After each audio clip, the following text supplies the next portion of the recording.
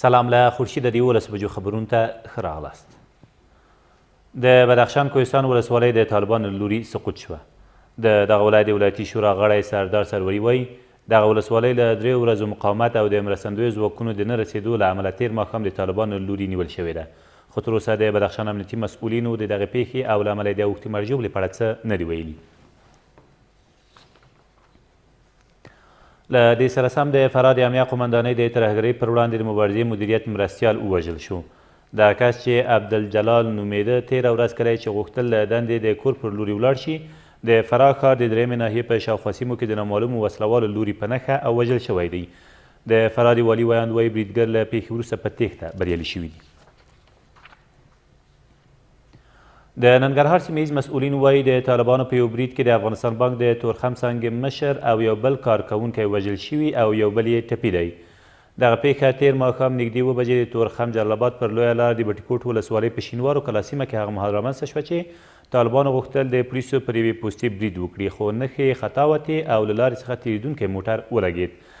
د ننګرهار د والي ویاند عطاالله خوږیاڼی زیاتوي له دغې پیښې وروسته د پولیسو او طالبانو ترمنځ نښته شوې او په پایله کې 6 طالبان وژل شوي او 3 نورې ټپیان دي. څارګر ملي اداره وایي په کابل کې د 2 ډله ییزو ځانمرګو بریدونو مخنیوی کړی دی. د دغې ادارې د مسؤلینو په وینا د طالبانو دغې 2 کسیزې ډلې غوښتل د څارګر ملي ادارې پورې اړوند د شاه امان الله خان غازي پر روغتون او کورنۍ چارو وزارت ډله ییز بریدونه ترسره کړي خو تر هغې مخکې نیول شوي دي. نیول شویو کسانو اعتراف کړی چې ترهګریز زده کړې د پاکستان په چمن سیمه کې د احمد کندهاري پورې اړوند په 5 بېلابېلو مدرسو کې ترلاسه او د عارف او عرفان په وسیله کابل ته رالیږدول شوي دي. ولسمشر غني ټولو والیانو ته په خطاب کې وویل خلک د نوملیکنې بهیر ته وهڅوئ خو په دې بهیر کې لاسوهنه مه کوئ. ښاغلي غني تېره ورځ د ویډیو کنفرانس له لارې د ټولو ولایتونو له والیانو او امنیتي مسؤلینو سره په خبرو کې وویل د ولسي جرګې د ولسوالیو شوراګانو او د ولسمشرۍ ماڼۍ ټاکنې به په پوره خپلواکۍ سره ترسره او پر والیانو یې ټینګار وکړ چې هغسې چې د حکومت مشرتابه غړي په دې ملي بهیر کې لاسوهنه نه کوي والیان هم په دغه بهیر کې د مداخلې حق نه لري.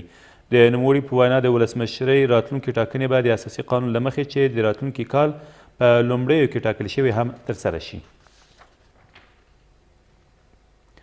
او ولسمشر غني وایي د خبریالانو پر وړاندې هر ډول ګواښ او زور ویل جرم ګڼل کیږي.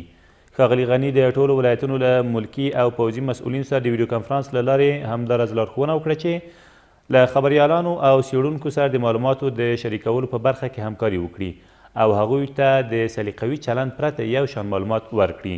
په دې ویډیو کنفرانس کې د ولسمشر دویم مرستیال هم په مرکز او ولایتونو کې د خبریالانو د امنیت پر خوندیتوب د ټینګار ترڅنګ وویل د هیواد والیان دې د خبریالانو د امنیت خوندیینې په برخه کې هڅې وکړي. دا تر دې مهاله وروستي خبرونه تر بیا مو الله مل.